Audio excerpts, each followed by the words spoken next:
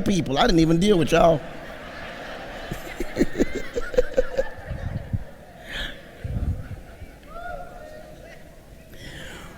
Sometimes you have to understand, God is not concerned with how much you make. He's concerned about what are you doing with it. He doesn't care about the title in front of your name as much as he cares about your heart. Oh my gosh, you want so much for people to know what you do and what's in your office and what's behind and in front of your name so they can respect and honor you. Oh, goodness. God is saying, do they know your heart? So what God does is he allows seasons of success to alternate the seasons of failure. He wants you to see what it's like sometimes on this end, on that end. Doors that were opened to you, those same doors just get closed. God, did you see it? I was looking right at it. Things that were healthy for you seem like they just get sick. The same things that made you laugh now make you cry because you got so busy laughing you didn't say thank you. Then you started acting selfish with your blessing, and that became a problem.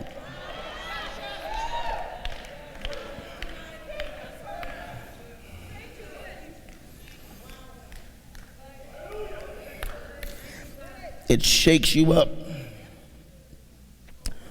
But that shaking will show you what's important. When you go through your thing now, it's going to shake you up. Amen. Tell somebody it'll shake you up. Tell them, but that shaking will show you what's important. Now let me tell you what it's going to do. It may redirect you if you need to be redirected, but the shaking is going to go down. A crisis places demands on your hidden potential. There is something inside of you that you don't know is there until a crisis hit, and it shakes you, and now it says, I'm not even interested in you. I want your potential. I put something in you, and now I got to shake you to get it out of you. Why do you think so many people are reaching in the church to pull you out? Because your potential is showing. They're making money off your talent, your gift, your body, your mind, your soul, your thoughts, your ideas. You're worn out, and God hadn't even gotten started with you yet. He came after you as a teenager. He ran after you as a child, as a young adult. Satan's been on your track for years.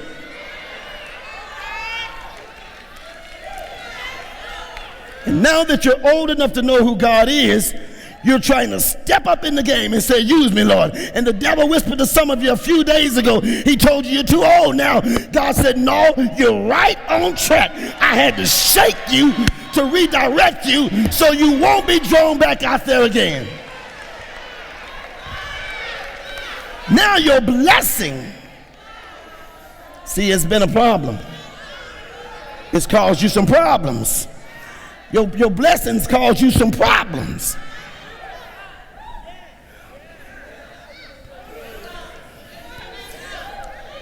Sometimes a crisis in your life reveals your real beliefs, your real convictions.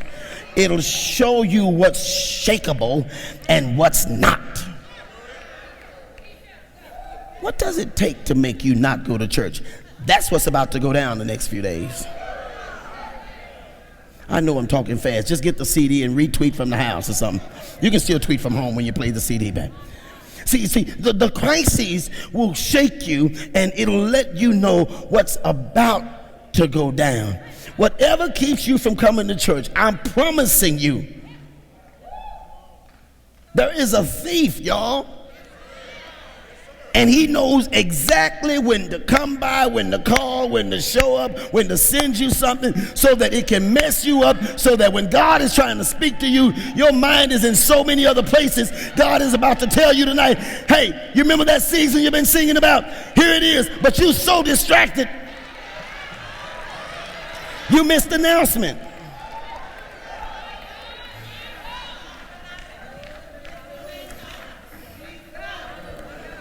The things that are situated on the rock will not shake. If you're on the rock, if your hand is in the rock, then you're going to get stronger and better. See, you may call something bad that you're going through, a terrible experience that you're going through. You may call it a bad experience, or I'm having a bad time. But God calls it just like a hiccup. It's just like a hiccup. To him, it's just an incident. To you, it's like the whole thing is falling apart. God is like, you ever talk to people, or like I love it with children, and you're talking, and right in the middle of this, and I want to go, they just, what was that? That was just a hiccup. And sometimes the older you get, the more embarrassing those hiccups are. You're in front of a lot of people, and yes, we have an estimated 14.2 million, excuse me, oh my goodness. You cannot prevent it. You just got to know how to recover from it. Why do you recover from a hiccup or a sneeze so quick now? Because you've been hiccuping and sneezing all your life. Would you tell somebody, I've been recovering all my life?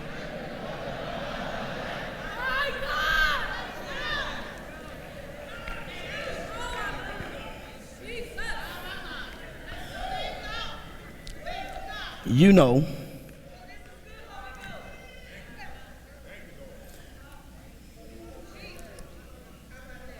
that a crisis on earth is just an incident in heaven.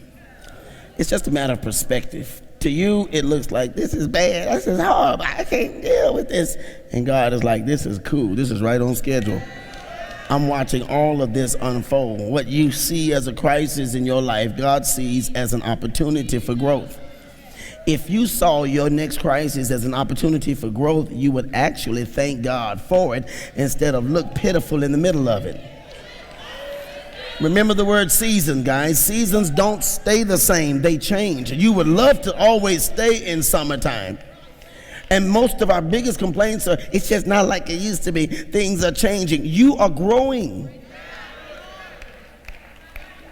Do you know how difficult it is for a mom or dad to let a child out of the house? That is difficult, because when that child messes up out there now, it is a reflection of that parent. But if that child is never let go, that's a reflection of that parent. That doesn't mean that your dad or mom will not help you. They will never forsake you.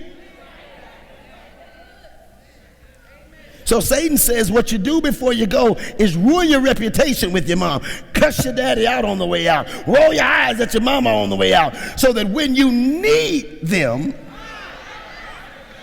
they will look like they're not there for you. And the truth is, you won't call them because of the way you exited. I don't know what you did before you turned on God, but tonight you need to go back and say, God, I'm back. I'm back. Some of you have been afraid to talk to God because of how you treated him when you thought you walked away. You left him, but he kept his spotlight on you all the time. He knows exactly what rock you're hiding under right now. He checks that rock every once in a while to make sure you're not dead.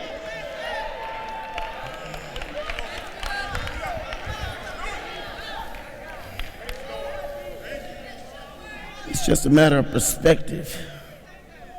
You see the thing as totally humiliating. God sees an occasion for the development of humble leadership. Lord, this is just, it's sickening to me, a person of my pride and my dignity and my background. God said, this is where you're going to learn to be an humble leader.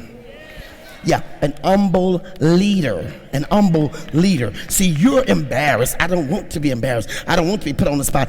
God says this is how humble leaders are built. They go through things that they don't like, and so that when they come out of it, they have been so humbled that they realize, as good as I am, as perfect as I was, as much as I learned, I still hit the bottom, and God didn't expose me for who I really am. He just let me know how his grace works. That's how leaders become humble.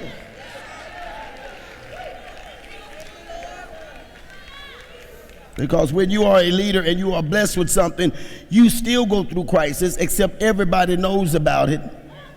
Some people understand it, others hold it against you, and the devil never lets people forget about it, so that when you come back again, it will make it not seem as if you are sincere, but you come back humble. You can't come back bad and tough and telling somebody like the prodigal son almost that you ought to be glad I'm back. Some things happen so you will learn how to get on your knees again. I've heard people say, I will never crawl, then you will never come back.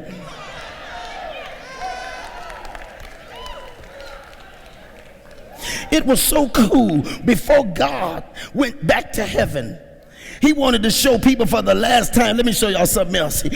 Bam! The Bible says he fell on his knees with that cross.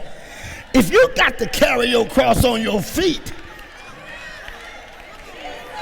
maybe some of you have forgotten about crawling. I would never crawl. Then you'll never come back. Oh, you will crawl.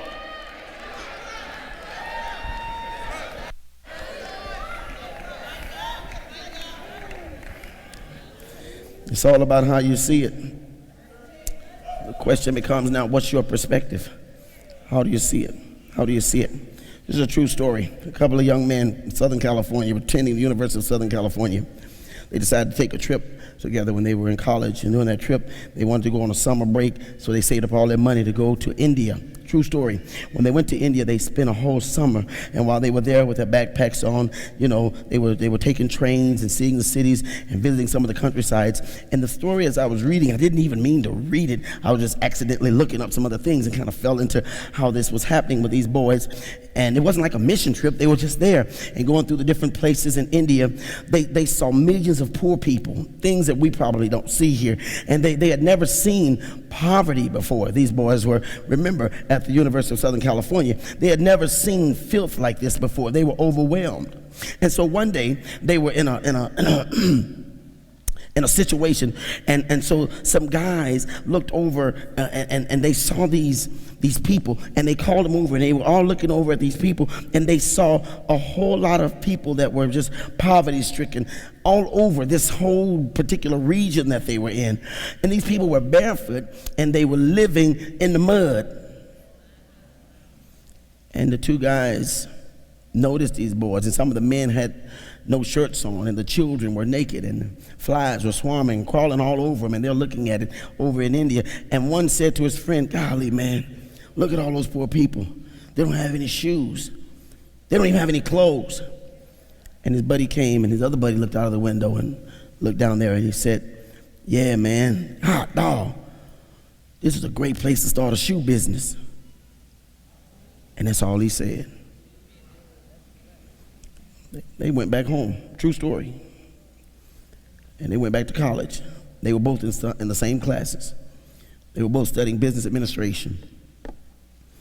The second guy sat in his class, and he couldn't get the pictures of India out of his mind. It just stayed with him, and he saw all those bare feet. So he started sketching on a piece of paper in the back of the class. He ended up designing a pair of shoes that could be made out of plastic, and they could be mass produced. He decided to drop out of school against his parents' advice and other people's advice, because he had been obsessed with what he saw over in India with these people with their bare feet. And his friend said to him, man, you crazy. You kind of stupid for doing that. You got to stay in school and get a job so you can make a living. But the guy had India on his mind, and he was going to see what he could do. So he got somebody to make a sort of like a prototype, is what they call it, young people.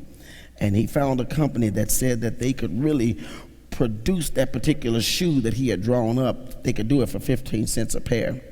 And so he went to his brother's friend to start up the financing for it. And his brother's friend said, do you have a market for these shoes? Do you have people that would buy them or that would get them? He said, yeah, I have a market. There are millions of barefoot people in India. I got a big market there in India. And so if we can make this shoe for 15 cents, we can ship it over there, and we can sell these shoes for 50 cents, and we could get a shoe business going. And his brother's friend thought that sounded kind of good.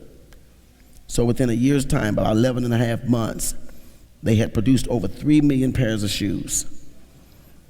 And they shipped some of those to some of the biggest cities over there in India. And the guy became a millionaire in 1 year.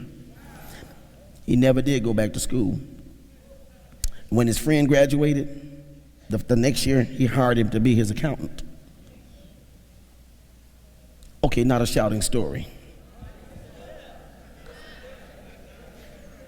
But see, the difference between the two guys was in what they could see out of that same window.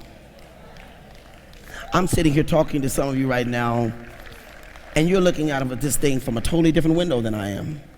When I talk about ministry, when I talk about the vision of this church, when I talk about what God is doing here at IBOC, when I talk about a school being built, some of you can't see out of that window. It's a matter of perspective. See, both of these guys had the same scene in front of them. They saw acres of barefoot people, but one guy saw only poor barefoot men, women, and children. The other guy saw something else. He saw a way to help people and a way to set up himself even in a higher position. If I help them, I can help myself. Let me tell you something that happens when you walk in this church, and it bothers some people all the time. And I've only been able to say, this is the first year in the 20-something years that I've been a pastor that I've been able to publicly say this, and I'm going to publicly say it tonight. Sometimes people don't get what makes this church what it is. And maybe it's because you're not giving to this church what it takes. And maybe that's why sometimes people can walk in here and you can look a certain way until God starts to show you the people and things that you see.